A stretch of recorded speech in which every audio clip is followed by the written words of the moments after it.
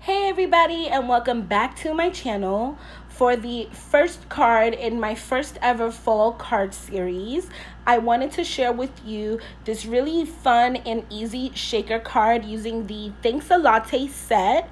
I also wanted to share with you a really fun technique that you can use on your paper to get a very vintage look to your card. So if you would like to see how I created this card, then keep on watching.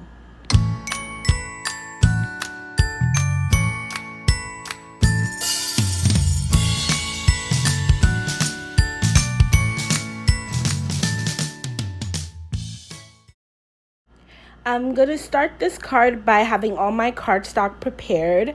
So we're going to be doing a lot of layering on this card. So I'm using a standard A2 size card base that is a side fold. And then I prepared 2 layers or 2 mats for my card, and each of them are going to have a 1/8 border around. And then I have my top layer for my card as well. So I'm going to be taking brushed corduroy, and I'm going to be using that on all the edges of all my panels. So we're just going to make sure that it's not too neat, and you want to make sure that you concentrate most of your color on the edges. And we're doing that on all 3 layers of the card mats. For the last layer, which is going to be the top layer that we're going to be doing something really special on, you want to make sure that your color comes closer to the middle. So you want to leave just a little bit of your cardstock in the center white. However, you really want to make sure that your color fades closer into the middle than your last 2 card panels. And again, you want to make sure that it's not too neat. It should be messy, it should be old, it should look random. You don't want it to look too cohesive, because that kind of takes away from the vintage look. So now we're going to be doing this really fun, awesome technique that is also very dangerous. I do have to give a disclaimer and let you know that if you're underage and you're not accompanied by adult, you really shouldn't be doing this. As an extra precaution, I do have water next to me as well. But as you can see here, I am using a candle and I am burning the edges of the paper. It's nothing new, but it is something that's really fun, and I thought it would add a very authentic vintage look to this card.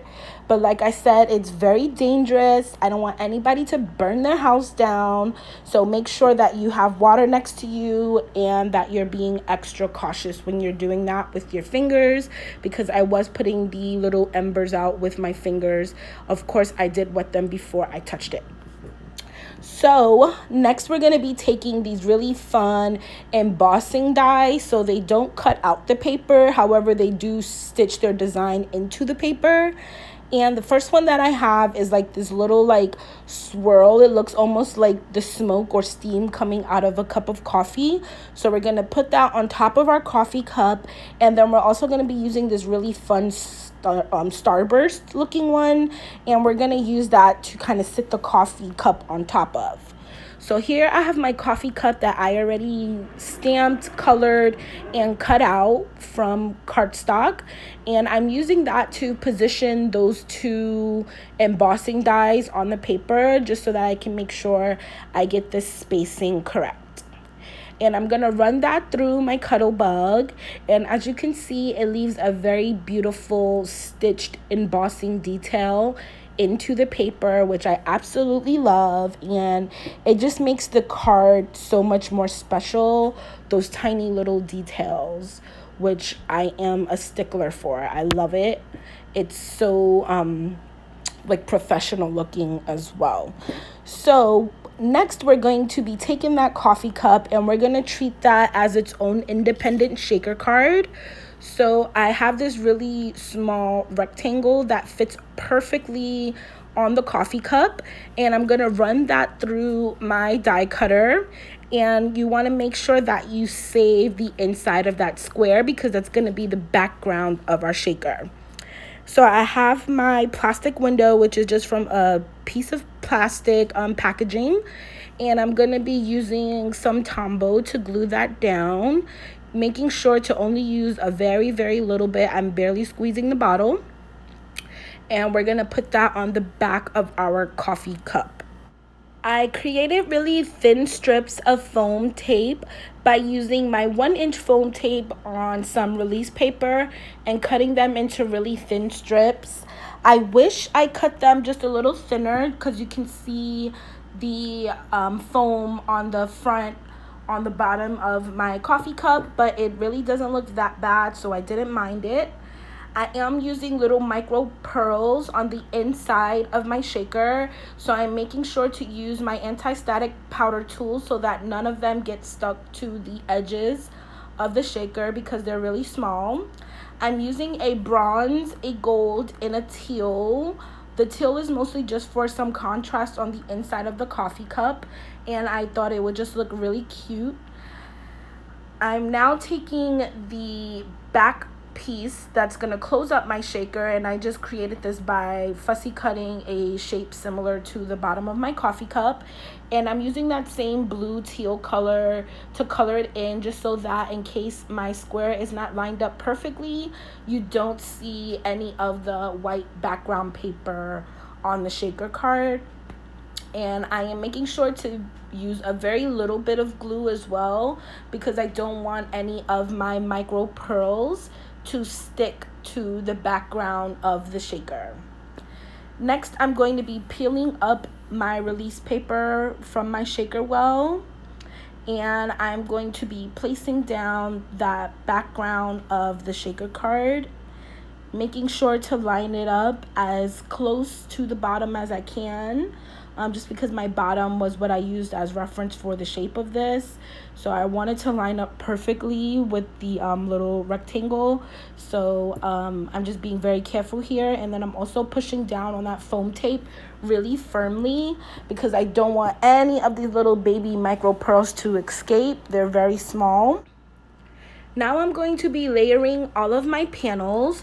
I already have down my craft cardstock panel, and now I'm going to be layering on that vintage print pattern paper as centered as I can. I do want to leave a 1/8 inch border around all of my mats. For this last one, because it is irregular shaped, I just tried my best to layer it in the center as much as I could. And then we're going to take the coffee cup and we're going to put a good amount of glue on the back of that. And we're going to center that right in the middle of the steam and that little starburst embossed detail that we did on that card front. The next thing we're going to do for the card front is create our sentiment strip. I am using the Thanks a Latte sentiment with some VersaFine ink and some clear embossing powder. And we're going to be heat embossing that on a strip of craft cardstock. And I did use my anti-static powder too when I realized I didn't have to because the powder is clear, so you're not really going to see it anyways. However, I did use that to make it very crisp, and I'm just taking my time and heat embossing that. We're going to cut that strip down and we're going to be popping it up with some foam tape, and we're going to put that right on the bottom of our coffee cup. The last step in the card today is going to be addressing the inside. So I have a piece of paper that's going to leave a nice 1/8 inch border. And I'm going to be stamping down "You're the cream to my coffee." And we're going to put that right in the center. And that's just going to be a nice little fun message on the inside of the card. And that pretty much wraps up today's card. I really hope you guys are excited for the new fall card series that I want to try. I wanted to start out with something that was really simple and easy to do, but I do have a lot more fun and exciting videos ready for you guys. All of them will be interactive and they will all have some really fun, cool fall Halloween themes to them. So if you are looking forward to seeing the rest of the cards in this card series, make sure you subscribe to my channel, like, comment, and share this video, and I will see you guys later. Bye bye.